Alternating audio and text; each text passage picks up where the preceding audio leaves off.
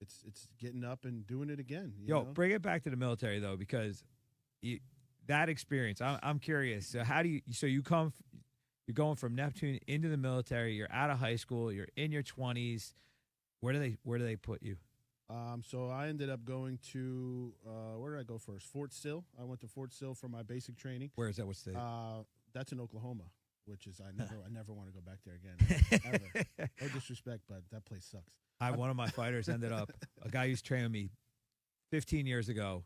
Ended up there, and he stayed there. He's on a chemical weapons detachment there. Okay. Yep. Yeah. So it's I ended up saying that last time I said I never want to go there. That's where I mobilized out of after I finished everything, went to AIT, which is your job training.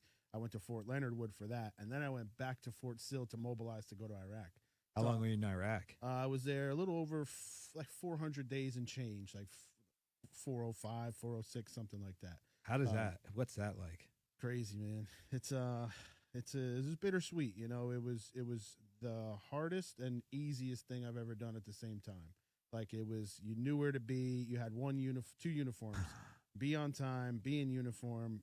Do what you have to do. And get it done. And so you have no distractions, basically. Yeah, get shot at, mortared, and rocket attacked in between. But but it's the thing about the military again is the structure. They know what they want from you. You have to produce. You know, you make sure to keep yourself fit, keep everything in order, and it's simplified in that aspect where I don't have to go pick out what color shoes I want today. I don't have to pick out my outfit.